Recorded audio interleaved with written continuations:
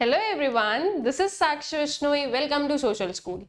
तो इस वीडियो में हम लोग जो हमारी क्लास 12th इकोनॉमिक्स है, इसमें जो हमारी बुक है इंडियन इकोनॉमिक डेवलपमेंट, उसमें जो हमारा चैप्टर है employment, growth, informalisation and other issues, इसके डिटेल्ड एक्सप्लेनेशन का पार्ट 3 हम लोग देखने वाले हैं। इसके पहले हम लोग 2 पार्ट्स देख चुके हैं, स्टूडेंट्स उन्हें कवर कर चुके हैं, जिसमें हमने मेजरली एम्प्लॉयमेंट से रिलेटेड जो वेरियस टॉपिक्स हैं, वेरियस कंसेप्ट्स हैं, उन्हें कंप्लीट किया था। Now in this particular part हम लोग स्पेसिफिकली बात करेंगे अनएम्प्लॉयमेंट के बारे में और अनएम्प्लॉयमेंट से जुड़ी हुई चीजों के बारे में। ठीक है, तो एम्प्लॉयमेंट वाला part is completed. Now in this particular part we will be focusing on unemployment. अब बेसिकली अनएम्प्लॉयमेंट होता क्या है, इसके बारे में थोड़ा सा हम लोग पहले भी पढ़ चुके हैं, अपने प्रीवियस वाले पार्ट्स में भी पढ़ चुके हैं। अनएम्प्लॉयड पर्सन आप किसे बोलोगे? फॉर एन एग्जाम्पल, मान लो हमारे पास में 2 लोग हैं, ठीक है, रोहन एंड मोहन। ठीक है, रोहन जो है मतलब अभी की टाइम में ये समझो कि रोहन और मोहन दोनों ही काम नहीं कर रहे हैं। ठीक है, वो कहीं पर भी जो है एम्प्लॉयड नहीं है। रोहन जो है वो काम करना चाहता है, वो रेडी है काम करने के लिए, लेकिन उसे काम मिल नहीं रहा है। और मोहन जो है वो काम करना ही नहीं चाहता है। अगर उसे आप काम दोगे भी, अगर आप जो है उसे बताओगे कि यहाँ पर जो है कोई वैकेंसी है, अपॉर्चुनिटी है, तो भी मोहन जो है वो काम नहीं करेगा, बिकॉज उसका मन नहीं है। ठीक है, तो अब इस केस में आप अनएम्प्लॉयड किसे बोलोगे? सिर्फ रोहन को। अनएम्प्लॉयड पर्सन वो होता है जो कि काम करना चाहता है लेकिन उसे काम मिल नहीं रहा है। ठीक है, जो वॉलेंटरली अनएम्प्लॉयड है ना, जो अपनी मर्जी से ही काम नहीं करना चाह रहे, उन्हें आप कभी भी अनएम्प्लॉयड नहीं बोलोगे। ठीक है, तो जब भी आप लोगों के पास में डेटा आता है अनएम्प्लॉयमेंट का, तो इट इज बेसिकली उतना पर्टिकुलर परसेंटेज या उतने लोग जो कि काम करने के लिए रेडी है लेकिन उन्हें काम मिल नहीं रहा है। ठीक है, so according to NSSO, that is National Sample Survey Organization, unemployment is a situation in which all those who owing to lack of work are not working but either seek work through employment exchanges, intermediaries, friends or relatives, or by making applications to prospective employers or express their willingness or availability for work under the prevailing condition of work and remunerations। अब NSSO की ये definition है। Definition का मतलब simple है, लेकिन हाँ I do understand कि जो टर्म्स लिखे हैं, जिस मैनर में उसको लिखा है, वो थोड़ा भारी भरकम है, लेकिन अगर इसका मतलब समझो ना तो बहुत ईजी है। जो अभी मैंने इतना बोला ना स्टार्टिंग में ही, जो आपको अनएम्प्लॉयमेंट के बारे में बताया ना, वही चीज यहाँ पर लिखी है। देखो एक बार फिर से पढ़ो, आपको समझ में आ जाएगा। अनएम्प्लॉयमेंट क्या है? अनएम्प्लॉयमेंट एक ऐसी सिचुएशन है जिसमें वो सारे लोग, ठीक है, वो सारे लोग जिनके पास में काम की क्या है, कमी है, ऑलराइट, और वो लोग काम नहीं कर रहे हैं लेकिन they are seeking to work. ठीक है, वो लोग जो है वर्क ढूंढ रहे हैं। अब वर्क को ढूंढोगे कैसे? एम्प्लॉयमेंट एक्सचेंजेस के थ्रू, कोई इंटरमीडियरीज है, कोई फ्रेंड्स हैं, रिलेटिव्स हैं। ठीक है, ऐसे लोगों से हम पूछ रहे हैं कि कहीं पर जॉब है क्या, ऑलराइट, तो दैट इज की सीकिंग वर्क, ऑलराइट। या फिर इसके अपार्ट आप मतलब जो पर्सन है वो डायरेक्टली जो भी एम्प्लॉयर्स हैं उनके पास में एप्लीकेशंस प्रोवाइड कर सकता है, उन्हें जो है अपना रेज्यूमे, CV जो है वो फॉरवर्ड कर सकता है कि अगर लगेगा किसी एम्प्लॉयर को तो वो हमें एम्प्लॉय कर लेंगे। ठीक है, और एक्सप्रेस देयर विलिंगनेस, और उनकी जो विलिंगनेस है, दैट इज उनकी जो इच्छा है, उसे शो कर रहे हैं कि हाँ हम काम करने के लिए रेडी हैं और हम अवेलेबल है काम करने के लिए। ठीक है, मतलब कि हम काम करेंगे प्रोवाइडेड जो भी पर्टिकुलर कंडीशन है वर्क की और जो भी रेम्युनरेशन चल रहा है at that particular point of time. ठीक है, जैसे कि मान लो कोई एक वर्क है जो कि 10,000 रुपए में मिल रहा है, ठीक है, मतलब कि उसका जो पेमेंट है दैट विल बी 10,000, और अगर जो रोहन है वो रेडी है वो 10,000 के वर्क को करने के लिए, ठीक है, लेकिन स्टिल वो काम नहीं कर पा रहा है क्योंकि वहां पर वैकेंसी नहीं है। इस टाइप से आप उसको बोल सकते हो। ठीक है, वहां पर अभी जरूरत नहीं है। तो दिस इज बेसिकली अनएम्प्लॉयमेंट वाली situation, that is a person is willing to work, also he or she is seeking for work, लेकिन उन्हें काम नहीं मिल पा रहा है। ठीक है, और प्रिवेलिंग वेज रेट्स पर जो है वर्क करने के लिए रेडी होते हैं। ठीक है, So in short, unemployment refers to a situation in which people are willing and able to do work at existing wage rate but do not get work. ठीक है, unemployment क्या है? unemployment एक ऐसा situation है जिसमें लोग जो है वो willing है वर्क करने के लिए, ठीक है, और वो लोग काम करने के एबल भी हैं। ये नहीं कि कोई जो है हैंडीकैप्ड पर्सन है या डिसेबल्ड पर्सन है, ठीक है, उन्हें काम करने में दिक्कत होगी तो वो उनके हिसाब के काम करेंगे। लेकिन हम जब वर्क की बात करते हैं तो इसमें एबिलिटी की बात करते हैं। याद करो, वर्क फोर्स और ये सब कुछ हम लोग पहले पढ़ चुके हैं, वो सभी यहाँ पर आ रहा है, ठीक है। और एग्जिस्टिंग वेज रेट पर जो है काम करने के लिए रेडी है लेकिन उन्हें काम मिल ही नहीं रहा है, तो ऐसे लोगों को हम अनएम्प्लॉयड कहते हैं, ठीक है। Now unemployment is temporary even in India. Unemployment temporary है इंडिया में भी। अब इसका क्या मतलब हुआ? इसका मतलब ध्यान समझना क्या है। देखो क्या होता है ना, कोई भी पर्सन बहुत लंबे टाइम तक अनएम्प्लॉयड नहीं रह सकता है। क्यों नहीं रह सकता है? क्योंकि अगर कोई काम नहीं करेगा तो वो अर्न कैसे करेगा? अर्न नहीं करेगा तो सर्वाइवल कैसे होगा, ठीक है, तो सारी चीजें जो है उससे होगी। अब एक पर्सन जो है वो बहुत ज्यादा टाइम तक अनएम्प्लॉयड नहीं रह सकता है, फिर अगर उसे काम नहीं भी मिल रहा है ना तो वो कोई छोटा मोटा काम करेगा जिसमें वो बहुत ही मियर अर्न कर रहा हो, लेकिन एटलीस्ट वो कुछ तो अर्न कर रहा है, कुछ नहीं से कुछ सही, ठीक है। तो फिर ऐसे कंडीशंस में जो है जो लोगों की स्किल्स होती है उन्हें उनसे जो है लो लेवल वाला काम करना पड़ता है अगर उन्हें उनके अकॉर्डिंग वर्क नहीं मिलता है तो, क्योंकि अनएम्प्लॉयड रहना इज नॉट पॉसिबल और अनएम्प्लॉयमेंट जो है वो नहीं एग्जिस्ट कर सकती है बहुत लंबे टाइम तक, ठीक है। तो थोड़ा बहुत काम किया, आप जैसे भी कंडीशन पर काम मिल रहा है वो किया, ठीक है, फिर अगर नहीं लगा तो छोड़ दिया, इधर उधर स्विच किया, फिर अगर लगा तो पता चला वापस अनएम्प्लॉयड हो गए, फिर ऐसे करके ये जो साइकिल है ये चलती रहती है, ठीक है।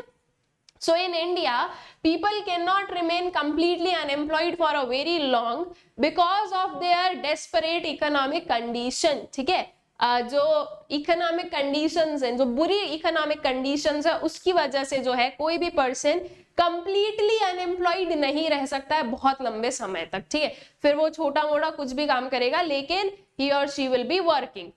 As a result, they are forced to accept unpleasant, dangerous jobs in unclean, unhealthy surroundings. और इसके रिजल्ट में क्या हो रहा है? इसके रिजल्ट में ये हो रहा है कि लोग जो है वो फोर्स किए जाते हैं कि वो अनप्लेजेंट, डेंजरस जॉब्स जो हैं उन्हीं में एम्प्लॉयड हो जाए, ठीक है। और फिर ऐसे में काम करते हैं लोग क्योंकि कहीं से तो जो है अर्न करना पड़ेगा, ठीक है, अपना जो है रोटी पानी तो जो है उसके लिए तो अर्न करना ही पड़ेगा। तो इसके लिए फिर अब जो काम मिल रहा है, जैसा मिल रहा है, उसी में जो है एक पर्सन एम्प्लॉयड हो जाता है। All right, now what are the sources of unemployment data? ये जो अनएम्प्लॉयमेंट का डेटा है ये हमें कहाँ से मिलता है? ऑल राइट, कि मतलब कि क्या आप गए और आपने पूछा कि अच्छा कितने लोग अनएम्प्लॉयड है और आपका डेटा मान लिया जाएगा? नहीं, किसका डेटा माना जाता है? और हम लोग अनएम्प्लॉयमेंट को इन दी सेंस अनएम्प्लॉयमेंट रेट और इन सबको फाइंड आउट करने के लिए कौन से डेटा पर जो है निर्भर होते हैं, किसे हम प्रेफर करते हैं? So there are 3 sources of data on unemployment. क्या है ये 3 सोर्सेज? सबसे पहला है report of census of India, ठीक है। Census report you all know कि कलेक्ट किया जाता है जिसमें कि पॉपुलेशन की जो पूरे फीचर्स हैं, पूरे कैरेक्टरिस्टिक्स हैं, इससे रिलेटेड जो है डेटा को कलेक्ट किया जाता है। सेंसस एवरी 10 इयर्स जो है कंडक्ट होता है। Last census was conducted in 2011, उसके बाद में हो जाना चाहिए था लेकिन बिकॉज ऑफ कोविड-19 ये चीज पॉसिबल नहीं हुई और वो अभी तक जो है सेंसस कंडक्ट नहीं हुआ है। वी आर लाइक अज्यूमिंग कि आगे आने वाले ईयर्स में ये हो जाएगा, ठीक है। तो अब वो देखते हैं कब हो। बाकी जो सेंसस है वो बेसिकली क्या करता है, वो आपको पूरी जो पॉपुलेशन है उसके फीचर्स जो है वो शो करता है, ठीक है, कि पॉपुलेशन कितनी है, कितने एम्प्लॉयड, अनएम्प्लॉयड, बड़े बूढ़े, बच्चे कौन कितना है, ठीक है, किसका कितना कितना प्रपोर्शन है, male female, literacy illiteracy, health कैसा है, ये सारे जो फीचर्स है ये आप लोगों को सेंसस के थ्रू पता चलते हैं। So population census collects information on the economic activity of the people. उसके बाद में the next one is National Sample Survey Organisation, that is NSSO। ये बेसिकली एक रिसर्च इंस्टीट्यूट है, एक मेजर रिसर्च इंस्टीट्यूट है, ठीक है, जिस पर हम लोग बिल्कुल रिलाई करते हैं और भरोसा करते हैं कि इन्होंने जो रिपोर्ट्स दी हैं वो सही ही होंगी। So the NSSO collects data through sample surveys and gives annual estimate of employment and unemployment. Then Directorate General of Employment and Training, that is DGET. So DGET has been implementing the employment market information, इसे हम लोग in short EMI भी बोलते हैं, scheme over the last 30 years. EMI provides information, ठीक है, about the structure of employment, occupational composition and educational profile of employees. तो basically जो directorate general of employment and training है, ये मेजरली एम्प्लॉयमेंट से रिलेटेड जो इंफॉर्मेशन है, जो रिसर्च है, इसे कंडक्ट करता है और इसे प्रोवाइड करता है सभी लोगों को, जिसके डेटा से जो है हम लोग इस चीज पर आते हैं कि कितना जो है अनएम्प्लॉयमेंट है, किस सेक्शन में एम्प्लॉयमेंट है, ये सारे जो वेरियस फीचर्स है ऑफ एम्प्लॉयमेंट एंड अनएम्प्लॉयमेंट, वो हमें इनकी रिपोर्ट से पता चलते हैं. ठीक है. Now what are the types of unemployment. ठीक है, हम लोग स्पेसिफिकली बात करेंगे कि इंडिया में क्या जो है डिफरेंट टाइप्स ऑफ अनएम्प्लॉयमेंट होते हैं. First one is disguised unemployment. ये एक मेजर इशू है स्टूडेंट्स और बहुत ही मेजरली देखा जाता है इंडिया में. ऑलराइट, वन बाय वन हम सभी को डिटेल में पढ़ेंगे, तो थोड़ा सा शांति, थोड़ा सा पेशेंस बनाए रखना. Then comes a seasonal unemployment and then we have open unemployment. ठीक है, अब इन तीनों को जो है देख लेते हैं क्या है. Starting with the disguised unemployment. देखो, डिसगाइज्ड अनएम्प्लॉयमेंट को हम हिडन अनएम्प्लॉयमेंट भी कहते हैं. मतलब कि एक ऐसा काइंड ऑफ अनएम्प्लॉयमेंट है जिसमें आप लोगों को जो लोग है ना वो दिख रहे हैं कि हाँ ये एम्प्लॉयड है, लेकिन एक्चुअल में देखा जाए तो ये एम्प्लॉयड नहीं है. आप बोलोगे मैम आप क्या बोल रहे हो, वहीं के वहीं घुमा दिया और ये क्या आपने बोल दिया, कुछ समझ नहीं आया. ठीक है, समझते हैं इसे. एक लैंड एरिया लो. यूजुअली आपको जो डिसगाइज्ड अनएम्प्लॉयमेंट है ये फार्मिंग सेक्टर में ही देखने को मिलेगा. ठीक है, इस बात का ध्यान रखना. और क्योंकि हमारी कंट्री में मेजर जो है सेक्टर कौन सा है, आपका primary sector, that is farming majorly अगर हम लोग बात करें, जिसमें कि हम लोग जो है सबसे ज्यादा पॉपुलेशन को डिपेंडेंट देखते हैं, और फार्मिंग में ही जो है आपको डिसगाइज्ड अनएम्प्लॉयमेंट देखने को मिलता है. इन शॉर्ट इंडिया में हाई डिसगाइज्ड अनएम्प्लॉयमेंट है. ठीक है. नाउ जैसे कि फॉर एन एग्जांपल हमारे पास में एक लैंड एरिया है, इसको हम मान लेते हैं कि ये 5 एकर्स का लैंड है. ठीक है, अब इस 5 एकर्स के लैंड पर काम करने के लिए मान लो मेजॉरिटी 2 लोगों की जरूरत है. 2 से ज्यादा लोगों की यहाँ पर जरूरत नहीं है. अगर ये 2 लोग जो है ये अच्छे से काम करेंगे तो ये 5 एकर्स ऑफ लैंड के लिए दीज आर सफिशिएंट. ठीक है, लेकिन हमें क्या देखने को मिलता है इंडिया में कि जितनी जरूरत है ना उससे ज्यादा लोग एम्प्लॉयड है. यही जहां पर 2 लोगों की जरूरत है वहां पर अभी जो है 4 लोग एम्प्लॉयड है. ठीक है, अब 2 लोग काम करेंगे तो मान लो इस 5 एकर्स ऑफ लैंड से 20 क्विंटल्स या 20 केजीज बोल देते हैं. ठीक है, सब कुछ एस्टिमेटेड है, भावनाओं पर मत जाना, मतलब सॉरी शब्दों पर मत जाना, भावनाओं पर जाना. क्या समझाना चाह रही हूँ, मान लो 20 केजीज का जो है प्रोडक्शन हो सकता है. अब अगर 2 लोग उस पर काम कर रहे हैं तो भी 20 केजीज होगा, 4 करेंगे तो भी 20 होगा. 4 के करने से ये जो प्रोडक्शन है नहीं बढ़ जाएगा. तो इसका मतलब ये है कि ये जो एक्स्ट्रा लोग है ना इनकी वजह से कोई भी मार्जिनल प्रोडक्टिविटी नहीं बढ़ी, मतलब कि एक्स्ट्रा होने की वजह से कोई भी एक्स्ट्रा प्रोडक्शन नहीं हो रहा है. पहले ये 20 केजी से जो भी इनकम जनरेट हो रही थी that was used by 2 people, अब ये 4 लोग यूज कर रहे हैं. तो ऑब्वियस सी बात है कि यहाँ पर इनकम का शेयर भी क्या हो गया, कम हो गया. अगर वही से ये जो एक्स्ट्रा 2 है ये और कहीं पर एम्प्लॉयड होंगे तो वो ज्यादा कामयाब है. यहाँ पर आपकी जरूरत है ही नहीं. तो दिस इज हिडन अनएम्प्लॉयमेंट. ये जो 2 एक्स्ट्रा है ना ये हिडन अनएम्प्लॉयमेंट है. देखने को तो लग रहा है कि हाँ ये 2 लोग मतलब जो है ये चारों के चारों एम्प्लॉयड है, लेकिन उसमें से सिर्फ 2 ही एम्प्लॉयड है. एक्स्ट्रा 2 से कुछ भी जो है ना आपको एक्स्ट्रा आउटकम नहीं मिल रहा है. अगर आउटकम एक्स्ट्रा होता तो वी वुड हैव सेड कि हाँ इनका जो है उस पर एंगेज्ड होना इज गुड, लेकिन ये चीज नहीं हो रही है. ठीक है, तो दिस इज हिडन अनएम्प्लॉयमेंट. ठीक है, जिसे हम बोलेंगे डिसगाइज्ड अनएम्प्लॉयमेंट. ठीक, so disguised unemployment refers to a state in which more people are engaged in work that are really needed. ठीक है, then are really needed basically it would be. तो disguised unemployment क्या है, एक ऐसा state है जिसमें ज्यादा लोग एम्प्लॉयड है, ज्यादा लोग एंगेज्ड है वर्क में जितने जरूरत है उससे. ठीक है, मतलब कि किसी भी पर्टिकुलर जो है वर्क में अगर जरूरत से ज्यादा लोग काम कर रहे हैं तो वो जो जरूरत से ज्यादा है, जितने भी ज्यादा ना, they will be termed as disguised unemployment, ठीक है। It is more predominant form of unemployment in the agriculture sector of developing countries like India. ये मेजरली आपको कहाँ दिखेगा? एग्रीकल्चर सेक्टर में। जहां पर भी एग्रीकल्चर सेक्टर है मेजरली डोमिनेट कर रहा है, वहां पर आपको डिसगाइज्ड अनएम्प्लॉयमेंट देखने को मिल सकता है, ठीक है। Then in the late 1950s, about 1/3 of agriculture workers in India were disguisedly unemployed. 1/3 जितने भी लोग एम्प्लॉयड हैं उसका 1/3 पार्ट वर्ड डिसगाइज्डली अनएम्प्लॉयड। और अगर आप एब्सोल्यूट टर्म्स पर जाओगे, मतलब एब्सोल्यूट नंबर पर जाओगे, जैसे कि 1 लाख भी अगर एम्प्लॉयड है एग्रीकल्चर में, तो उसका 1/3 इज डिसगाइज्डली अनएम्प्लॉयड, ठीक है। तो अब ये देख लो कि कितना मेजर है। और 1 लाख तो मैंने कम ही बताया है। अगर आप प्रॉपरली जो है पॉपुलेशन का प्रोपोर्शन लो और वो निकालो उसका 40-45%, ठीक है, जो कि बेसिकली प्राइमरी सेक्टर में एम्प्लॉयड लोग हैं, और उसका 1/3 निकालो, आपको एब्सोल्यूट नंबर्स में पता चलेगा कि कितनी जो है ना हाई पॉपुलेशन हमारी डिसगाइज्डली अनएम्प्लॉयड है, ठीक है। So the main problem of disguised unemployment is that apparently all seem to be employed, but marginal productivity of the surplus labor is zero. That is, contribution of extra workforce is zero.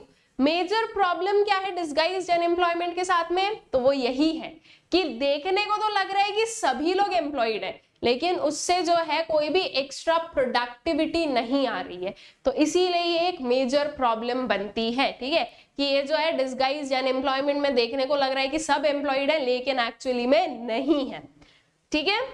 Then comes to the seasonal unemployment. अब seasonal unemployment जैसा उसका नाम बोल रहा है कि कुछ time period जो है एक पर्सन एम्प्लॉयड है, फिर उसके बाद में अनएम्प्लॉयड है, ठीक है। सीजन में वो एम्प्लॉयड है और जब ऑफ सीजन वाला टाइम है तो वो अनएम्प्लॉयड है। ये भी मेजरली कहां पर होगा? एग्रीकल्चर सेक्टर में। एग्रीकल्चर सेक्टर में तो सीजनल काम चलता है। अच्छा, अभी हार्वेस्टिंग का काम है तो अभी लोगों की जरूरत है। अब कुछ भी काम नहीं है तो चलो आप छुट्टी बनाओ, ठीक है। सोइंग हो गया है, अब जो है सोइंग से लेकर हार्वेस्टिंग तक अगर कोई काम नहीं है तो बाकी सब लोग छुट्टी बनाओ, ठीक है। तो दिस इज सीजनल अनएम्प्लॉयमेंट, कि जब सीजन है, जब काम है, तब काम मिल रहा है, और फिर उसके बाद में ऐसा टाइम पीरियड आता है जब काम करने की जरूरत ही नहीं पड़ती है, तो वो उस टाइम पर जो है जो लोग हैं उस पर बेस्ड वो अनएम्प्लॉयड हो जाएंगे, ठीक है।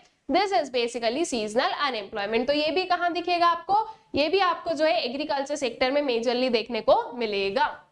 So unemployment that occurs at certain seasons of the year is known as seasonal unemployment. In India, seasonal unemployment is predominantly associated with agriculture, ठीक है। ये predominantly in short जो है majorly कहां पर देखने को मिल रहा है? एग्रीकल्चर सेक्टर में।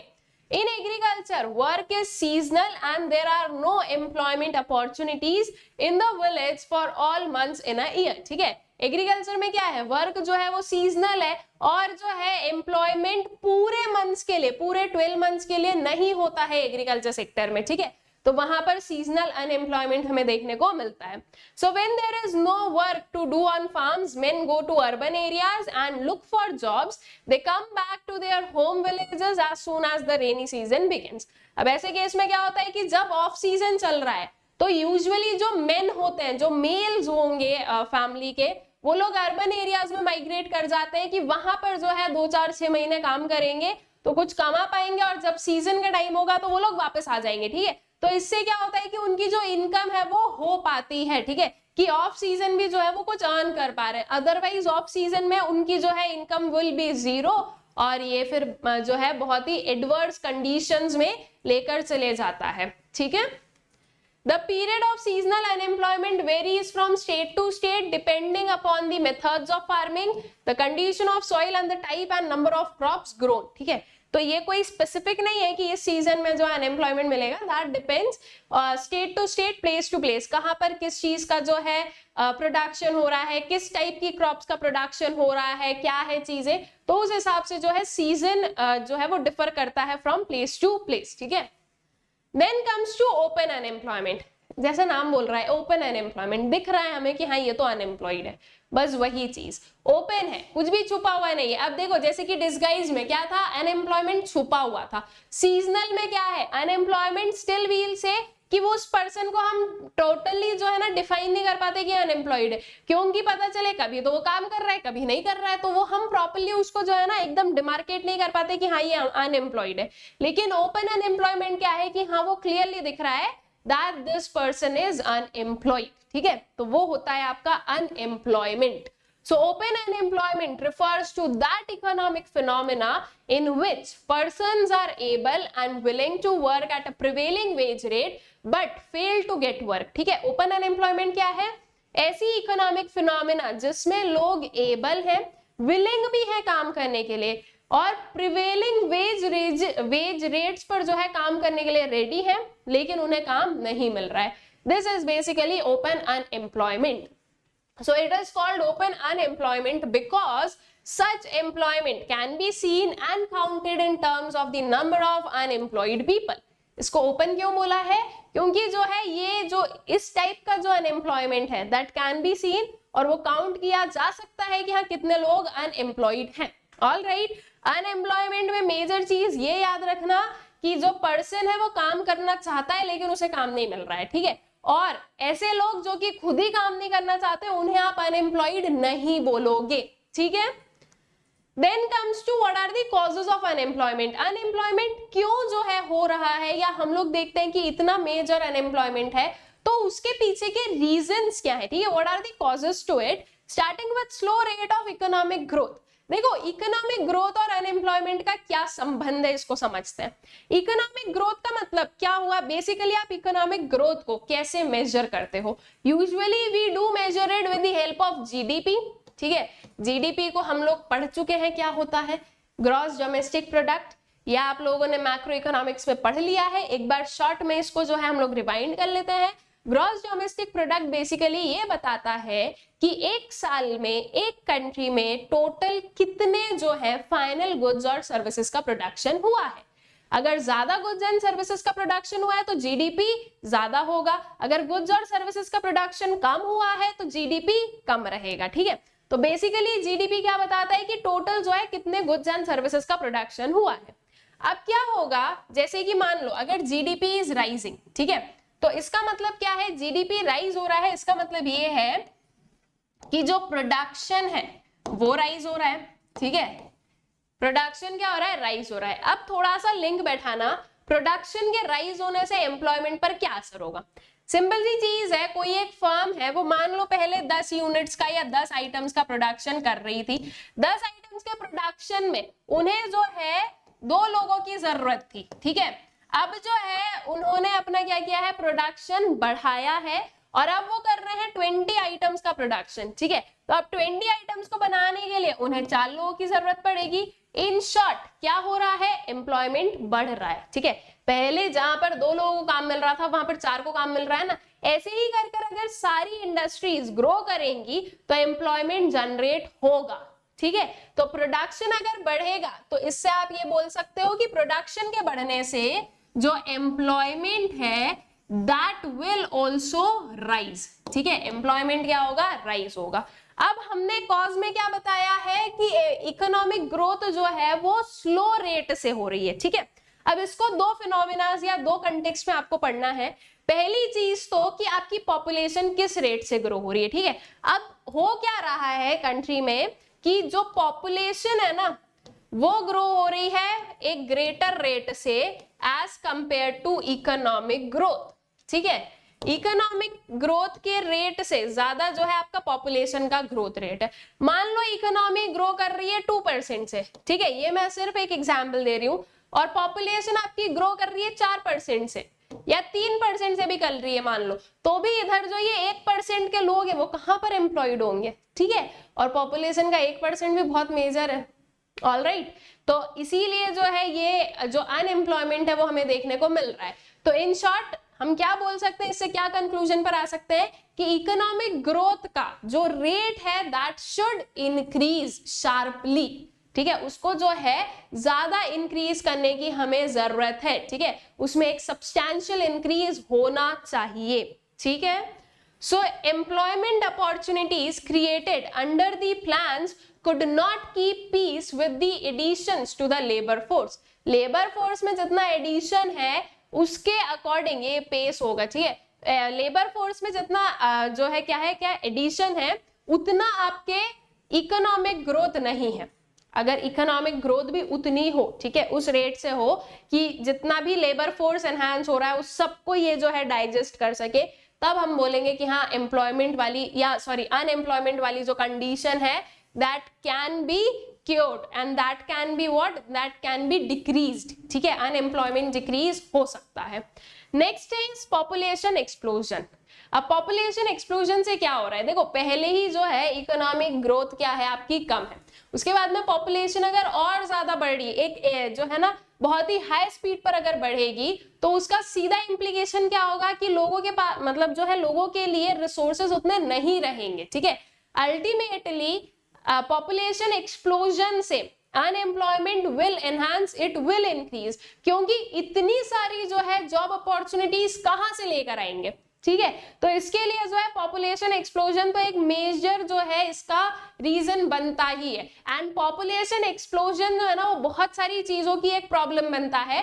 तो the major thing is that population को कंट्रोल करो, स्पेशली इंडिया का जो एरिया है उसके हिसाब से उसकी पॉपुलेशन को रखो, ठीक है। हो गया रहा है कि हमारे पास में एरिया कम है और जो पॉपुलेशन है वो ज्यादा है।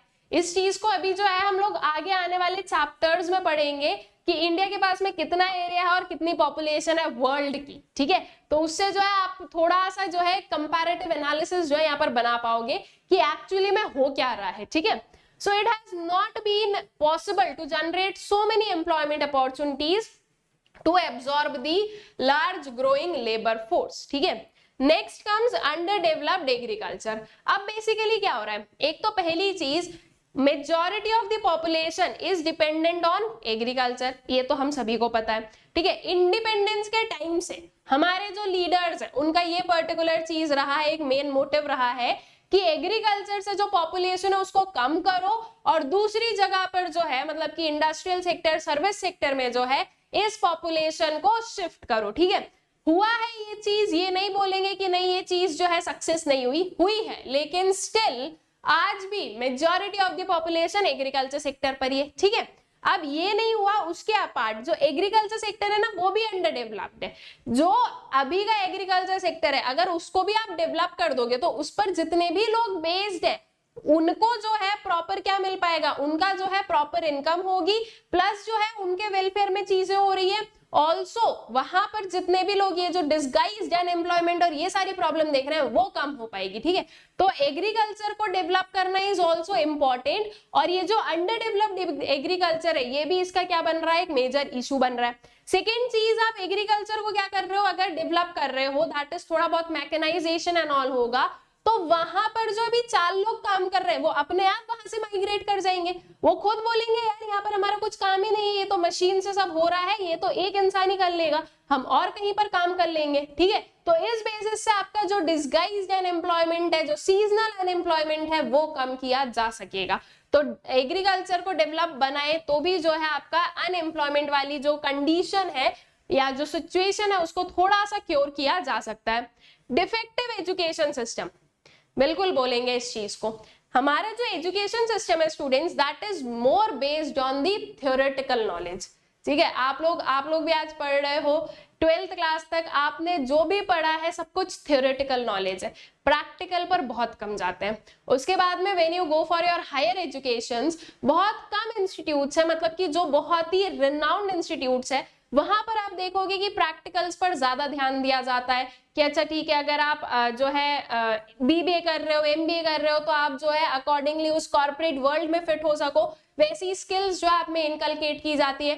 थ्योरी तो ठीक है पढ़ाई जाएगी, लेकिन थ्योरी के साथ साथ में जो है आपको इंडस्ट्रियल जो एक्सप्लोजर है वो मिलेगा। हर एक फील्ड में जो है मतलब जो I would say not an MBA और बीबीए बट इसके अपार्ट जितनी भी फील्ड्स हैं उसमें अगर आपको प्रैक्टिकल नॉलेज दिया जाए, ठीक है, दैट इज एक्चुअली वर्क कैसे होता है, अगर इस चीज को सिखाया जाएगा तो वो ज्यादा बेटर होगा, डिस्पाइट कि आप जो है थ्योरेटिकल नॉलेज दो। थ्योरी पढ़ाओ, थ्योरी जानना भी जरूरी है, लेकिन हर एक चीज जो आपने थ्योरी में पढ़ा है उसको जब आप प्रैक्टिकलिटी में अप्लाई करने जाओगे तो जरूरी नहीं है कि वो सक्सेस रहे। प्रैक्टिकलिटी में अकॉर्डिंग टू द सिचुएशन आपको चीजों को चेंज करना पड़ता है, ठीक है। और हमारे एजुकेशन सिस्टम में जो है ना प्रैक्टिकल नॉलेज पर कम फोकस है और थियोरेटिकल नॉलेज पर ज्यादा फोकस है। So accordingly this needs to be changed, क्योंकि जब अगर आप लोगों में प्रॉपर स्किल्स होगी, आपका प्रॉपर डेवलपमेंट होगा, तो आपको क्यों नहीं काम मिलेगा? सिंपल सी चीज है। आज जिसको काम नहीं मिल रहा है वहां पर कहीं ना कहीं क्या हो रहा है, एक जो एम्प्लॉयर को स्किल्स चाहिए, माइट भी वो उस पर्सन में नहीं है, तभी उस पर्सन को वो पर्सन जो एम्प्लॉयर है वो काम नहीं दे रहा है, ठीक है, और दूसरे को दे रहा है जिसके पास में वो स्किल्स है। तो स्किल्स प्रॉपर डेवलपमेंट होना जरूरी है। आगे आने वाले टाइम में किस चीज का जो स्कोप है उस हिसाब से जो है ना चीजों को समझना जरूरी है, एंड अकॉर्डिंगली वैसे ही जो है जो आने वाली जनरेशन है उसको ट्रेन करने की जरूरत है। तो ये जो डिफेक्टिव एजुकेशन सिस्टम है ये भी एक हर्डल है, किसमें? एम्प्लॉयमेंट अनएम्प्लॉयमेंट वाली कंडीशन में, ठीक है। तो अगर एजुकेशन सिस्टम को भी थोड़ा बेटर किया जाए तो अकॉर्डिंगली अनएम्प्लॉयमेंट जो है उसे रिड्यूस किया जा सकेगा, ठीक है। So the prevailing education system in India is full of defects as it fails to make any provision for imparting technical and vocational education, ठीक है। तो ये जो है इसमें काफी डिफेक्ट्स हैं और इसको जो है ठीक करने की जरूरत है। Then slow growth of industry. अब स्टार्टिंग से ही, ठीक है, आप लोगों ने 1950 1990 सब पढ़ा, ऑलराइट। उसमें किस चीज पर मेन फोकस किया गया था कि एग्रीकल्चर सेक्टर पर डिपेंडेंस को कम करना है और दूसरी जगह पर उसको बढ़ाना है। अब दूसरी जगह पर अगर आपको उसको बढ़ाना है तो आपको दूसरे सेक्टर्स को उतना ग्रो भी तो करवाना पड़ेगा, तभी तो एग्रीकल्चर सेक्टर से जो है जो एम्प्लॉयमेंट, या हम ये बोले कि जो लोग हैं, जो पॉपुलेशन है, जो लेबर है, वो शिफ्ट होकर दूसरे सेक्टर्स में आ पाएगा। आप बोल रहे हो बस कि हाँ एग्रीकल्चर सेक्टर से डिपेंडेंस कम करो, तो उससे अगर डिपेंडेंस को कम करना है तो दूसरे एरियाज को ग्रो करवाओ, तभी तो वहां पर जॉब अपॉर्चुनिटीज क्रिएट होंगी, ठीक है। और वही चीज हमने देखी कि इंडस्ट्रीज जो है उसका स्लो ग्रोथ है। एक जो प्रॉपर डेवलपमेंट होता है ना किसी कंट्री का, वो कैसा होता है? यूजुअली आप लोग ये देखते हो कि प्राइमरी सेक्टर में हर एक जो इकोनॉमी है वो इनिशियल स्टेजेस में प्राइमरी सेक्टर पर जो है बहुत ज्यादा डिपेंडेंट रहती है। देन उसके बाद में this comes to the industrial sector and then इसके बाद में this goes to the service sector. अब हमारी कंट्री में क्या हो रहा है? हमारी कंट्री में प्राइमरी सेक्टर तो है, लेकिन प्राइमरी सेक्टर से डायरेक्ट शिफ्ट हो रहा है सेकेंडरी सेक्टर में। ये जो इंडस्ट्रियल सेक्टर है ना ये बीच में छूट रहा है, और अगर प्रॉपर डेवलपमेंट करना है, अगर हम चाहते हैं कि प्रॉपर मैनर में ग्रोथ हो इकोनॉमी की, तो इसको ग्रो करवाना बहुत जरूरी है, ठीक है। इंडस्ट्रियल सेक्टर पर ध्यान देना बहुत जरूरी है, ऑल राइट। तो ये चीज जो है ना ये हमारी इकोनॉमी का एक फॉल आउट है, और इसीलिए इसको हमने यहाँ पर लिखा भी है कि अगर इंडस्ट्रीज जो है वो अगर ग्रो करेगी तो वो एम्प्लॉयमेंट भी जनरेट कर पाएगी, ठीक है। तो स्लो ग्रोथ ऑफ इंडस्ट्री जो है वो एक अनदर इशू है या अनदर कॉज है of the unemployment. So due to shortage of capital and lack of modern and advanced technology, industrial sector could not gain its momentum and could not generate sufficient employment opportunities in the country, ठीक है। तो जो है capital और modern and advance technology की कमी की वजह से जो इंडस्ट्रियल सेक्टर है वो उतना मोमेंटम जो है वो गेन नहीं कर पाया, और उतना जो है सफिशिएंट एम्प्लॉयमेंट अपॉर्चुनिटीज भी ये क्रिएट नहीं कर पा रहा है, ठीक है। देन फॉल्टी प्लानिंग पर आते हैं। So the plans could not stop the migration of the rural population into urban areas. The areas have failed to put due emphasis on employment generating programs like development of dairies, fisheries and poultry farmings. Insufficient infrastructure facilities, that is power, transportation, communication, roads, etc. have greatly hampered the expansion of work opportunities. अब usually क्या होता है इस चीज को समझो। आप लोग जो अर्बन एरियाज में पुअर को देखते हो ना, they are usually the migrated poors, ठीक है। दैट इज क्या होता है कि रूरल एरियाज में जब काम नहीं मिलता है तो रूरल एरियाज में जो अनएम्प्लॉयड लोग हैं, ठीक है, यहाँ के जो अनएम्प्लॉयड लोग हैं वो कहाँ माइग्रेट करते हैं? वो करते हैं माइग्रेट शहरों में। किस उम्मीद से? कि शहर में तो काम मिलेगा, ठीक है। तो वो यहाँ से माइग्रेट करते हैं अर्बन एरियाज में। अब अर्बन एरियाज में कंपैरेटिवली ज्यादा वर्क अपॉर्चुनिटीज है, लेकिन इतनी भी अबंडेंस में नहीं है। ऑलरेडी यहाँ पर भी कुछ सेक्शन तो ऐसा होगा जो कि अनएम्प्लॉयड है, जो कि पुअर है, ठीक है। उसमें ये और ऐड ऑन हो जाते हैं। अब यहाँ पर काम मिल रहा है तो ठीक, अदरवाइज जो है यहाँ पर भी एक अनएम्प्लॉयमेंट, एक जो है पॉवर्टी वाली कंडीशन क्रिएट होने लगती है। अब क्या हो सकता है बेटर मेजर? बेटर मेजर ये हो सकता है कि गवर्नमेंट जो है ना ऐसे पर्टिकुलर प्रोविजंस, ऐसे पर्टिकुलर जो है चीजें लेकर आए कि रूरल जो अनएम्प्लॉयड लोग हैं उन्हें माइग्रेट करने की जरूरत ना पड़े। उन्हें अगर आप रूरल एरियाज में ही प्रॉपर सारी चीजें प्रोवाइड कर दोगे तो वो क्यों अर्बन में आएंगे? किसी को भी शौक नहीं आता है अपना घर छोड़ के बाहर जाने का, ठीक है।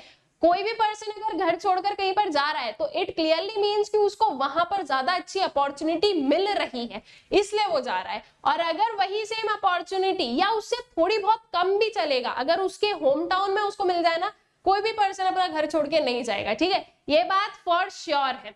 तो now the thing is that rural unemployed जो लोग होते हैं वो अर्बन एरियाज में आते हैं। तो इससे बेटर क्या हो सकता है कि गवर्नमेंट जो है यहीं पर सारे प्रोविजंस लगाए और रूरल एरियाज में ही एम्प्लॉयमेंट को जनरेट करे। तो यहाँ के लोग यहीं रहेंगे, यहाँ के लोग यहीं रहेंगे और दोनों को एम्प्लॉयमेंट मिलेगा, ठीक है। दोनों के साथ में जो है ये नहीं होगा कि एम्प्लॉयमेंट की कमी हो रही है, जॉब अपॉर्चुनिटीज की कमी हो रही है।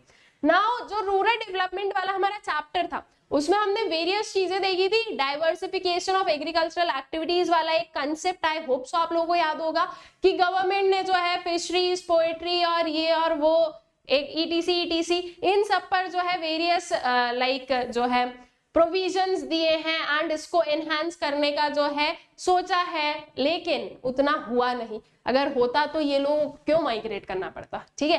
तो the thing is that in पर थोड़ा फोकस करना चाहिए। ऑल्सो इंफ्रास्ट्रक्चर फैसिलिटीज जो है वो प्रोवाइड करो। जब प्रॉपर इंफ्रास्ट्रक्चर फैसिलिटीज होती है ना तो बहुत सारी जो इंडस्ट्रीज होती है ना वो भी रूरल एरियाज में जाकर क्या करती है, अपना एस्टैब्लिशमेंट जो है वो सेटल कर लेती है।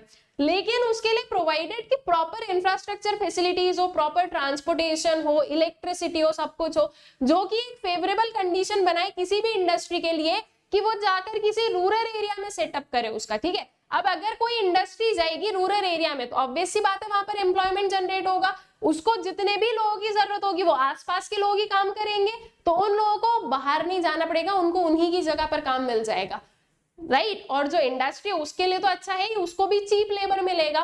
तो अल्टीमेटली अगर प्रॉपर इंफ्रास्ट्रक्चर डेवलपमेंट हो जाए तो भी चीजें जो है वो थोड़ी इजी हो सकती है।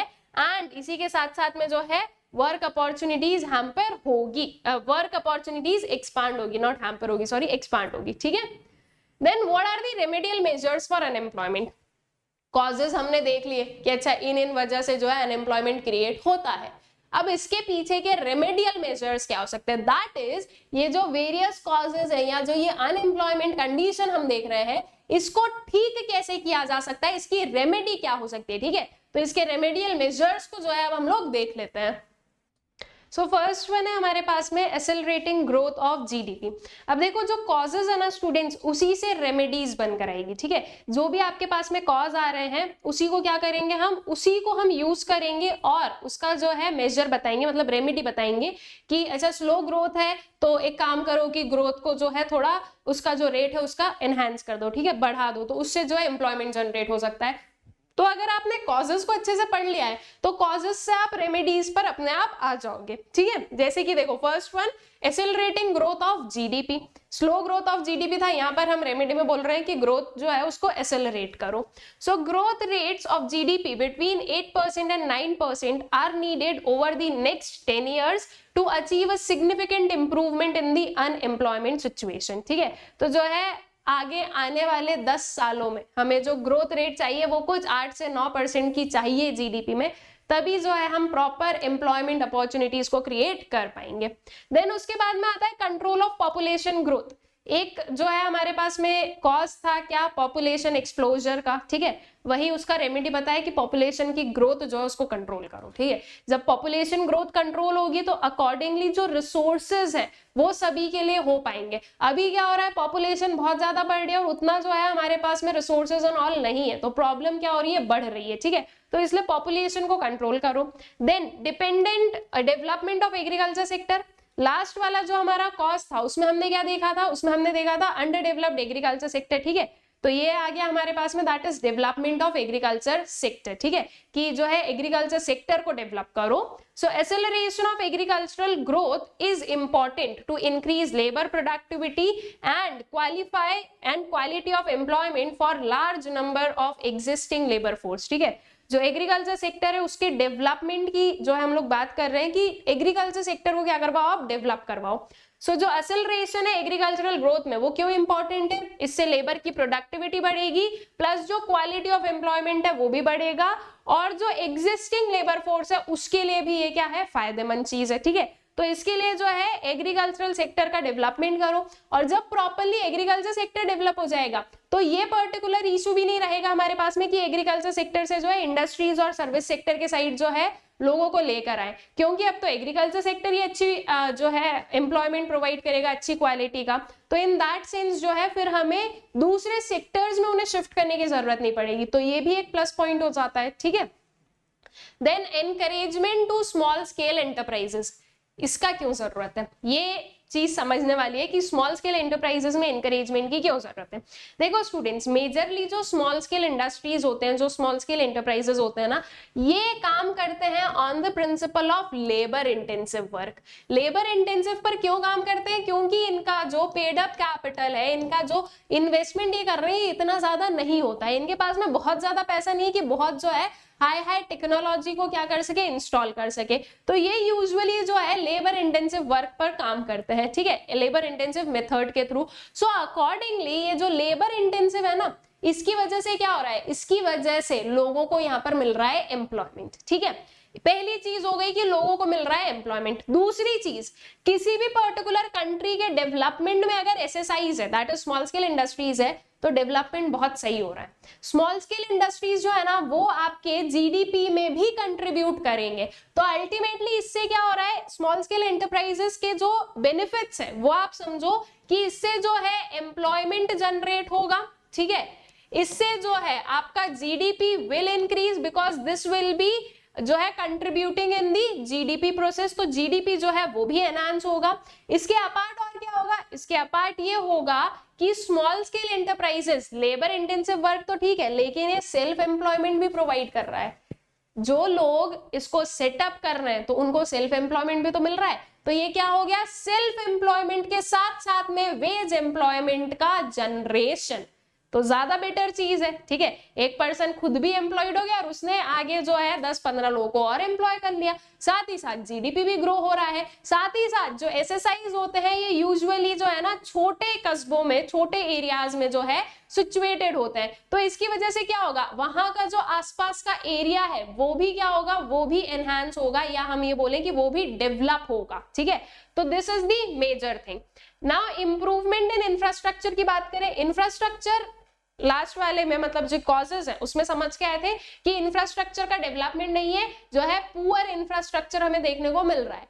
तो the thing is that infrastructure को इंप्रूव कर दो, ठीक है, तो इससे जो है क्या होगा, जो एरियाज है वो आपके डेवलप होंगे, प्लस जो इंडस्ट्रीज है वो रूरल एरियाज में भी जाकर सेटअप होने में जो है सोचेंगी नहीं ज्यादा, वो वहां पर जाकर भी सेटअप हो सकते हैं, और जो है बेटर अपॉर्चुनिटीज प्रोवाइड हो रही है। प्लस इंफ्रास्ट्रक्चर को डेवलप करने के लिए भी लोगों की जरूरत पड़ेगी, तो उतना जो है लोगों का भी क्या हो रहा है, एम्प्लॉयमेंट हो रहा है, ठीक है। तो एम्प्लॉयमेंट जनरेशन तो हो रहा है एक काइंड से वो, ठीक है।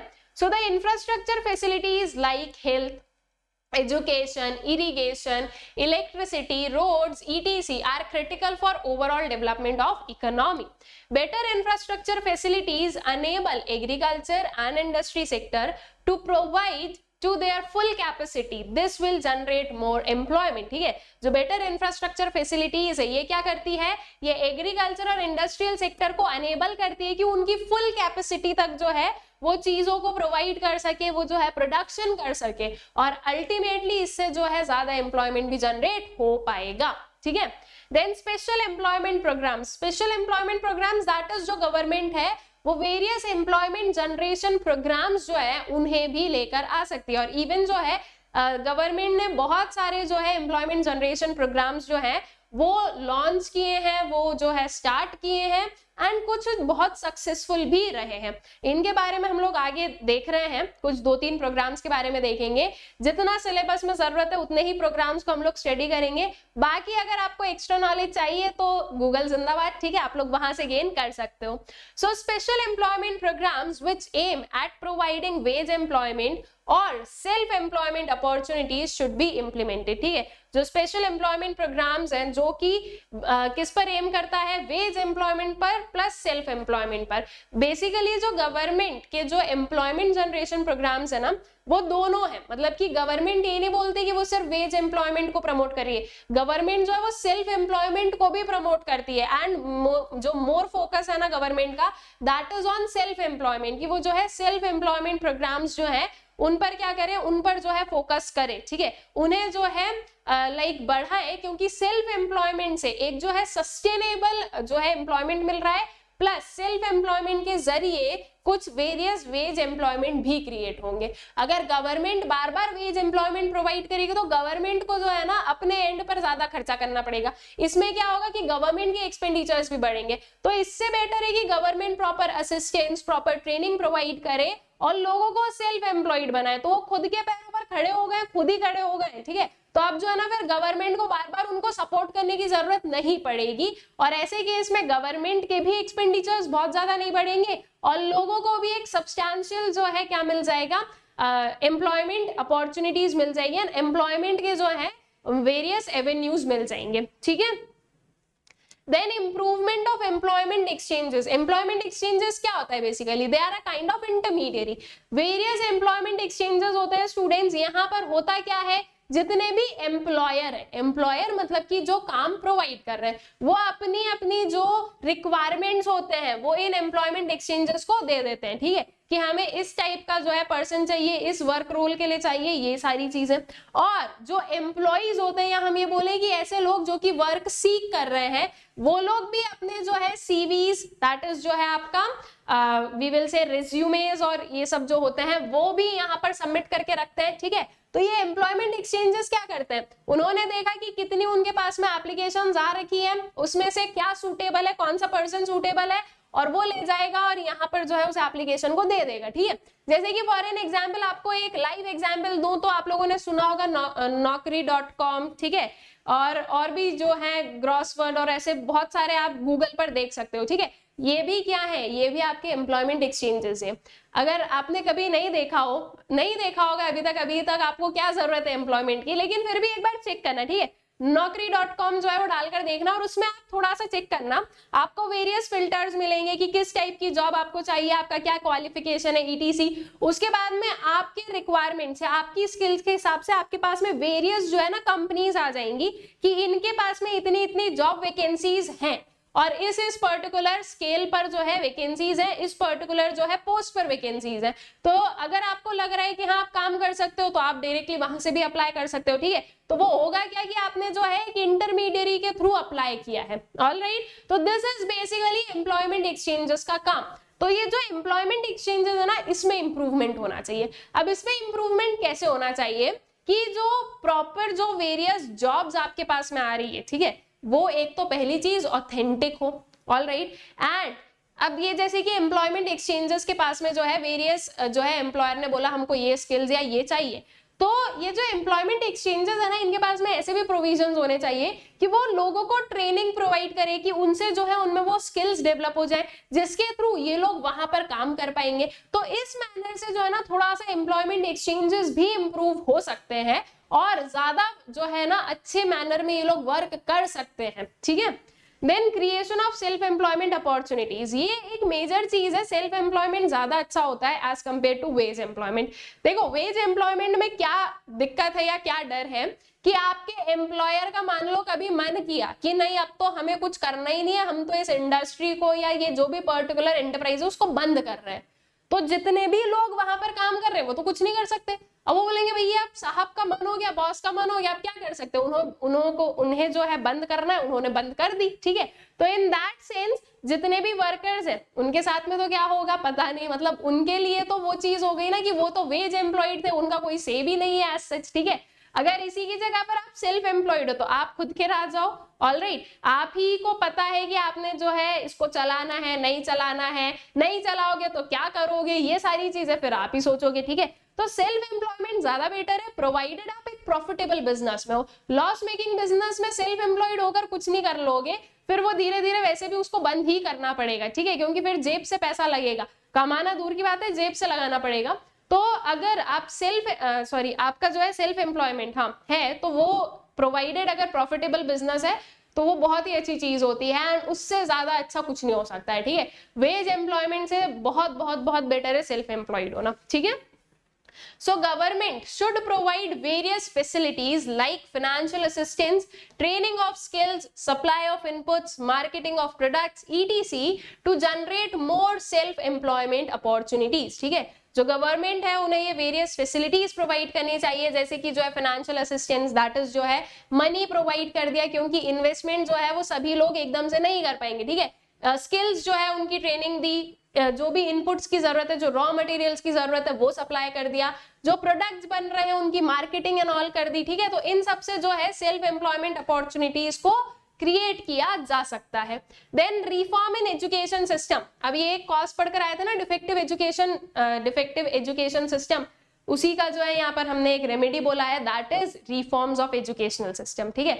एजुकेशन सिस्टम में जो है उसमें रिफॉर्म्स करो इन दी सेंस जो प्रैक्टिकल नॉलेज नहीं प्रोवाइड की जा रही है, जो वोकेशनल नॉलेज नहीं प्रोवाइड की जा रही है वो प्रोवाइड करो, थ्योरेटिकल नॉलेज पर मत बेस्ड रहो, ठीक है। So the present system of educational system should be made more vocational and work oriented. Educational facilities should be more diversified and a sustained program of training is necessary to develop skills among the educated unemployed through special training or apprenticeship courses, ठीक है। It is basically आपके जो training के courses होते हैं वो, ठीक है। तो बेसिकली जो एजुकेशन सिस्टम है उसमें क्या करना चाहिए, ज्यादा वोकेशनल और वर्क ओरिएंटेड जो काम है ना वो लेकर आओ। थ्योरी अच्छी बात है, पढ़ना चाहिए, लेकिन थ्योरी के अपार्ट आपको प्रैक्टिकल नॉलेज की भी बहुत ज्यादा जरूरत है, और प्रैक्टिकल नॉलेज की ज्यादा जरूरत है, ठीक है। थ्योरी से जो है आप प्रैक्टिकलिटी पर नहीं जा सकते हो, ठीक है। तो इसके लिए जो है थ्योरी पढ़ाओ, लेकिन साथ साथ में जो प्रैक्टिकल नॉलेज हो, जो वोकेशनल नॉलेज है वो भी इंपार्ट करने की जरूरत है। प्रॉपर जो है एक डाइवर्सिफाइड प्रोग्राम्स होने चाहिए, जिससे जो रिक्वायर्ड स्किल्स हैं, जो आज की डेट में इंडस्ट्रीज मांग रही है, वो स्किल्स जो है एक पर्सन में हो, ताकि उसको जो है आगे जाकर प्रॉब्लम ना हो और वो जो है प्रॉपर्ली एम्प्लॉयड हो सके, उसको जो है प्रॉपर्ली काम मिल सके। क्योंकि ऑब्वियसली बात है, अगर कोई भी आपको एम्प्लॉय कर रहा है तो they are expecting some returns from you, और वो रिटर्न्स नहीं मिलेंगे तो फिर दिक्कत तो आएगी, ठीक है। तो इसके लिए जो है एजुकेशनल सिस्टम में भी रिफॉर्म की जरूरत है। देन आते हैं कुछ government policies and employment generation पर। अब बेसिकली गवर्नमेंट पॉलिसीज और एम्प्लॉयमेंट जनरेशन का क्या मतलब है, इन शॉर्ट कि गवर्नमेंट के क्या क्या पॉलिसीज हैं, गवर्नमेंट क्या क्या जो है वेरियस प्रोग्राम्स इंप्लीमेंट किए हैं गवर्नमेंट ने, और कैसे जो है एम्प्लॉयमेंट जनरेशन को ये क्या करते हैं, फोकस करती है गवर्नमेंट, ठीक है, अप्रोच करती है basically. So government has taken many initiatives to generate acceptable employment, ensuring at least minimal safety and job satisfaction, ठीक है। तो गवर्नमेंट जो है उन्होंने वेरियस इनिशिएटिव्स लिए हैं कि वो एक एक्सेप्टेबल एम्प्लॉयमेंट प्रोवाइड कर सके, मतलब कि एक ऐसा एम्प्लॉयमेंट जो कि सभी लोग मान सके कि हाँ वो कर ले, थोड़ा क्लीन एनवायरमेंट, डेंजरस जॉब्स ना हो, ऐसी जॉब्स हो कि जिसमें जो है इजीली एक पर्सन एम्प्लॉय हो सकता है, ठीक है। तो गवर्नमेंट ने ना वेरियस इनिशिएटिव्स लिए हैं ऐसी जॉब अपॉर्चुनिटीज को क्रिएट करने के लिए, ठीक है, और जिसमें कि जो है एटलीस्ट एक जो है मिनिमल सेफ्टी जो है वो मेंटेन्ड रहे। So since independence, the union and the state governments have played an important role in generating employment or creating opportunities for employment generation, ठीक है। इंडिपेंडेंस से ही जो है इस चीज को देखा गया है कि जो यूनियन और स्टेट गवर्नमेंट्स है उन्होंने एक इंपॉर्टेंट रोल प्ले किया है कि वो एम्प्लॉयमेंट जनरेट कर सके और जो है प्रॉपर क्या कर सके, जो अपॉर्चुनिटीज है उसे क्रिएट कर सके फॉर द एम्प्लॉयमेंट जनरेशन, ठीक है। So government provides direct employment by employing people in various departments for administrative purposes. It also runs industries, hotels and transport companies and hence provides employment directly to the workers. Government employees, देखे है ना आप लोगों ने, मतलब सुना है ना, ठीक है। तो they are basically what, directly employ किया गवर्नमेंट ने, वेरियस जो है गवर्नमेंट पोस्ट निकालती है, वेरियस जो है वैकेंसीज निकालती है, वेरियस एग्जाम्स लेती है, उनके थ्रू जो है आपके पास में वेरियस गवर्नमेंट जॉब्स पाने के मौके रहते हैं, ठीक है, अपॉर्चुनिटीज रहती है। तो उसमें क्या कर रही है गवर्नमेंट, गवर्नमेंट डायरेक्टली जो है आपको एम्प्लॉयमेंट प्रोवाइड कर दी है, आप डायरेक्टली जो है गवर्नमेंट ऑर्गेनाइजेशन में वर्क कर रहे हो, ठीक है। तो ये जो डायरेक्ट एम्प्लॉयमेंट है ये वेरियस डिपार्टमेंट्स में हो सकता है, एडमिनिस्ट्रेटिव पर्पसेस में हो सकता है, ठीक है, जो आप लोग देखते हो आईएएस, आईपीएस, आईएफएस, और थोड़ा सा आ जाओ आईआरएस एंड ईटीसी, ठीक है, तो एडमिनिस्ट्रेटिव पर्पसेस में हो सकता है। इसके अपार्ट जो है government various industries, hotels, transport companies, ये सब भी जो है क्या है कि ये सब भी रन करती है। तो इनमें जो लोग काम कर रहे हैं वो भी गवर्नमेंट के ही एम्प्लॉय हुए, ठीक है, वो उन्हें किसने एम्प्लॉय किया, बेसिकली गवर्नमेंट ने ही एम्प्लॉय किया है। तो गवर्नमेंट इस बेसिस से जो है कुछ डायरेक्ट एम्प्लॉयमेंट को क्या करती है, प्रोवाइड करती है। With increase in output of goods and services of government enterprises, private enterprises providing raw materials to government enterprises will also raise their output. As a result, the number of employment opportunities in the economy will increase. This increase in employment is known as indirect employment by the government. Now what is basically indirect employment by government? Direct को तो हमने समझ लिया कि आप directly जो है government के अंदर वर्क कर रहे हो, उसके अपार्ट गवर्नमेंट इनडायरेक्ट एम्प्लॉयमेंट भी प्रोवाइड करती है। जैसे कि फॉर एन एग्जांपल, ठीक है, गवर्नमेंट मान लो गवर्नमेंट जो है एक कोई पर्टिकुलर कंस्ट्रक्शन फर्म को ओन कर रही है, ठीक है। अब गवर्नमेंट अगर कंस्ट्रक्शन फर्म को ओन कर रही है और अगर वो ज्यादा प्रोडक्शन करे, ज्यादा कंस्ट्रक्शन करेगी, तो अल्टीमेटली उसमें जितने भी रॉ मटेरियल्स रिक्वायर्ड है वो भी ज्यादा होंगे, ठीक है। गवर्नमेंट को ज्यादा सीमेंट लगेगा, ज्यादा स्टील लगेगा, ज्यादा आयरन लगेगा। तो ये जो स्टील प्रोडक्शन, आयरन है या जो सीमेंट प्रोडक्शन है, इन सब की इंडस्ट्रीज का प्रोडक्शन बढ़ेगा। ऑल राइट, वो मान लो किसी प्राइवेट एंटरप्राइज ने ओन करके रखा है, अब उनका प्रोडक्शन क्यों बढ़ेगा, क्योंकि गवर्नमेंट की डिमांड बढ़ी है, गवर्नमेंट बोल रही है भैया हमें दो, तो हम जो है कंस्ट्रक्शन करें प्रॉपर्ली। तो ऑब्वियस सी बात है कि ये जो इंडस्ट्रीज है अपना प्रोडक्शन बढ़ाएंगे। जब ये प्रोडक्शन बढ़ाएंगे तो इस प्रोडक्शन के साथ साथ में इन्हें क्या करना पड़ेगा, इन्हें एम्प्लॉयमेंट भी बढ़ाना पड़ेगा, तभी तो वो जो है इतना प्रोडक्शन बढ़ा पाएंगे। इन शॉर्ट अगर बोला जाए तो प्रोडक्शन के बढ़ने के साथ साथ में एम्प्लॉयमेंट बढ़ता है, इस चीज को हम लोग ऑलरेडी पढ़ चुके हैं, ठीक है।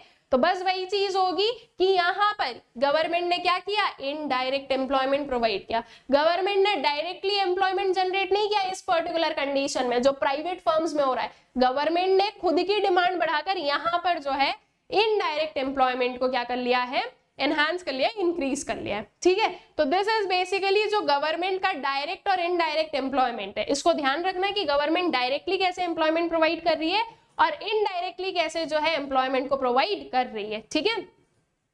देन उसके बाद में एम्प्लॉयमेंट जनरेशन प्रोग्राम्स जो है ये भी गवर्नमेंट ने वेरियस जो है प्रोग्राम्स को लॉन्च किया है।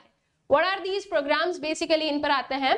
तो government has also implemented a number of employment generation programs like national rural employment guarantee act 2005। It is basically what, इसमें जो बेसिक एम है वो क्या है कि गवर्नमेंट जो है वो अश्योर्ड 100 डेज का जो है एम्प्लॉयमेंट प्रोवाइड कर रही है अलग अलग लोगों को, ठीक है। अब 100 डेज का एम्प्लॉयमेंट प्रोवाइड कर रहे हैं तो इसमें क्या हुआ है कि एक पर्सन के पास में गारंटीड 100 डेज का क्या है, वर्क है, और इस 100 डेज के वर्क से एक पर्सन क्या कर पा रहा है, अर्न कर पा रहा है, ठीक है। अब पूरा जो है 365 डेज का गवर्नमेंट नहीं बोल सकती है, लेकिन 100 डेज भी अगर गवर्नमेंट प्रोवाइड कर रही है तो कम से कम जो है एक वी कैन से एक मेजर पार्ट तो कवर हो गया। अब इसके अपार्ट जो है फिर एक पर्सन और कहीं पर भी एम्प्लॉयड हो सकता है, इतना तो उसको गारंटीड मिल गया है, ठीक है। तो इससे जो है उसकी इनकम अर्न हो जाएगी। तो national rural employment guarantee act, इसको हम लोग जो है Mahatma Gandhi national rural employment guarantee act भी कहते हैं, ठीक है। नरेगा, मनरेगा, एमजी नरेगा, ये अलग अलग जो है ना इसको प्रोनाउंस करने के क्या है, तरीके हैं, सबका मतलब एक ही होता है लेकिन, ठीक है। देन प्राइम मिनिस्टर्स रोजगार योजना, जयंती शहरी रोजगार योजना, ईटीसी, इनके बारे में बहुत ज्यादा डिटेल में आपको पढ़ना नहीं है, आपको जो पता होना चाहिए वो इसके बारे में पता होना चाहिए। ये एक्ट जो है वो स्टार्ट हुआ था 2005 में, आज तक ये चल रहा है और बहुत जो है सक्सेसफुल एम्प्लॉयमेंट जनरेशन भी ये प्रोवाइड कर पाया है। एंड इसका मेजर फीचर क्या है कि ये गारंटीड 100 डेज का जो वर्क है ये प्रोवाइड करती है, ठीक है। तो कोई भी पर्सन है तो उसको 100 दिन का तो एम्प्लॉयमेंट मिल ही जाएगा इससे, ठीक है। Then government aims to elevate poverty through such employment generation programme. Government जो है एम्प्लॉयमेंट को जनरेट कर रही है, साथ ही साथ किस चीज को एम कर रही है कि वो पॉवर्टी को एलिवेट कर सके। देखो employment and poverty goes hand in hand. कैसे हैंड इन हैंड? जितना ज्यादा अनएम्प्लॉयमेंट उतनी ज्यादा पॉवर्टी। ऑब्वियस सी बात है, पॉवर्टी कब आती है? जब पैसे नहीं है, ठीक है। पैसे कब नहीं है? जब एक पर्सन काम नहीं कर रहा है। अगर एक पर्सन काम करने लगे तो धीरे धीरे ये पॉवर्टी कैन रिड्यूस, राइट। तो ये जो अनएम्प्लॉयमेंट और पॉवर्टी है हैंड इन हैंड चलते हैं। और गवर्नमेंट किस चीज पर फोकस कर रही है कि जो है पॉवर्टी को भी एलिवेट किया जाए, ठीक है। तो इस पर्टिकुलर मतलब जो वेरियस एम्प्लॉयमेंट जनरेशन प्रोग्राम है इनसे गवर्नमेंट का फोकस है कि पॉवर्टी कैन बी रिमूव्ड, ठीक है। All these programs aim at providing employment, services and primary health, education, rural shelter, etc. ठीक है। तो इन सभी के थ्रू जो है गवर्नमेंट किस चीज पर एम कर रही है कि वो एम्प्लॉयमेंट प्रोवाइड कर सके, वेरियस सर्विसेज प्रोवाइड कर सके, प्राइमरी हेल्थ में, एजुकेशन में, रूरल शेल्टर में, ये सब कुछ। तो इन शॉर्ट एक पर्टिकुलर जब एक प्रोग्राम आता है ना तो उसका एक ही मतलब नहीं होता है, उसका एक होलिस्टिक आई विल नॉट से but I will say comprehensive जो है अप्रोच रहता है कि सभी चीज जितनी ज्यादा हो सके उन सारी चीजों को जो है इंक्लूड किया जाए और प्रॉपर्ली जो है एम्प्लॉयमेंट भी जनरेट हो, साथ ही साथ जो बाकी के इश्यूज है वो भी कंसिडर किए जा सके। All right, so I guess कि ये जो पर्टिकुलर चीज है ये आप लोगों को क्लियर हो गई है। जो ये चैप्टर है employment growth and formalisation and other issues, ये भी अच्छे से क्लियर हो गया यहाँ तक, ठीक है। So these programs also aim to assist people in buying income and employment generating assets, developing community assets and construction of houses and sanitation, ठीक है। ये जो प्रोग्राम्स ये एम करते हैं कि ये लोगों को असिस्ट करे किस चीज में कि वो जो है इनकम और एम्प्लॉयमेंट जनरेटिंग असेट्स को खरीद सके। जैसे कि फॉर एन एग्जांपल जो है एक शॉप बना दी, ठीक है, या हम बोलें कि कोई डेयरी प्रोडक्शन स्टार्ट कर दिया, तो जो है इसमें एम्प्लॉयमेंट या इनकम जनरेटिंग जो है असेट्स क्या हो सकते हैं, जो आपके पास में वो डेयरी एनिमल्स होने वाले हैं, राइट, काउज एंड बफेलोज, तो वो खरीदने में हेल्प करना, ठीक है। उसके बाद में जो है आगे और कुछ चीज की जरूरत हो उसे जो है खरीदने में हेल्प करना। तो इससे क्या हो रहा है, इससे जो है एक काइंड से गवर्नमेंट सेल्फ एम्प्लॉयमेंट जो है ना वो प्रोवाइड कर रही है कि सेल्फ एम्प्लॉयमेंट जो है वो बढ़ सके, ठीक है। इसके अपार्ट जो है कम्युनिटी एसेट्स डेवलप हो कि पूरी कम्युनिटी या एक ग्रुप ऑफ जो पीपल है वो लोग इसे यूज कर सके, प्रॉपर जो है हाउसेस वगैरह का कंस्ट्रक्शन हो। तो ये सारे जो प्रोविजंस हैं ये आपके एम्प्लॉयमेंट जनरेशन प्रोग्राम्स के साथ में जुड़े हुए रहते हैं। All right, so I hope so कि ये जो चैप्टर है हमारा employment growth in formalisation and other issues, ये आप लोगों को अच्छे से जो है क्लियर आउट हो गया है, सारी जो चीजें हैं वो अच्छे समझ में आ गई है। नाउ एक इंपॉर्टेंट इंफॉर्मेशन है, दैट इज अनअकैडमी पर जो है आपके सीयूईटी के जो बैचेस हैं वो स्टार्ट हो चुके हैं। ये सीयूईटी का बैच लॉन्च हो चुका है जिसमें बेसिकली आपके हर एक चीज को कवर किया जा रहा है, जनरल टेस्ट हो, डोमेन स्पेसिफिक सब्जेक्ट हो, लैंग्वेजेस हो, कुछ भी, ठीक है, everything is being covered in this particular course. इसके अपार्ट फॉर क्लास 11th आप लोगों के पास में इंसेप्शन ह्यूमैनिटीज बैच है जिसमें स्पेसिफिकली आपके ह्यूमैनिटीज के सारे सब्जेक्ट्स को जो है अच्छे से कवर किया जा रहा है। For class 12th you have victory humanities batch. Same यहाँ पर भी क्या है कि ह्यूमैनिटीज के जो आपके वेरियस सब्जेक्ट्स हैं वो आपके वेरियस एजुकेटर्स कवर करवा रहे हैं। इन सारे बैचेस की जो लिंक है वो आप लोगों को डिस्क्रिप्शन बॉक्स में मिल जाएगी और इन बैचेस में एनरोल करने के लिए आप लोगों को एक कोड यूज करना है, दैट इज SAKSHIV, SAKSHIV, ठीक है। इस कोड को यूज करके आप जो है इन बैचेस में एनरोल कर सकते हैं। इसके अपार्ट जो हमारा टेलीग्राम चैनल है सोशल स्कूल, आप लोग इसे ज्वाइन कर सकते हैं जहां पर आपको वेरियस अपडेट्स मिलते रहेंगे रिगार्डिंग चैनल पर क्या चल रहा है, यूट्यूब चैनल सोशल स्कूल पर क्या चल रहा है, किस टाइम पर कौन सा वीडियो आने वाला है, कौन से एजुकेटर का किस टाइम पर कौन सा क्या वीडियो आएगा, ये जो सारी इंफॉर्मेशन है, जो सारे अपडेट्स हैं of your YouTube channel social school, वो आप लोगों को इस टेलीग्राम चैनल के थ्रू मिल सकते हैं। इसकी लिंक भी डिस्क्रिप्शन बॉक्स में गिवन है, तो वहां से जो है आप इसको ज्वाइन कर सकते हो।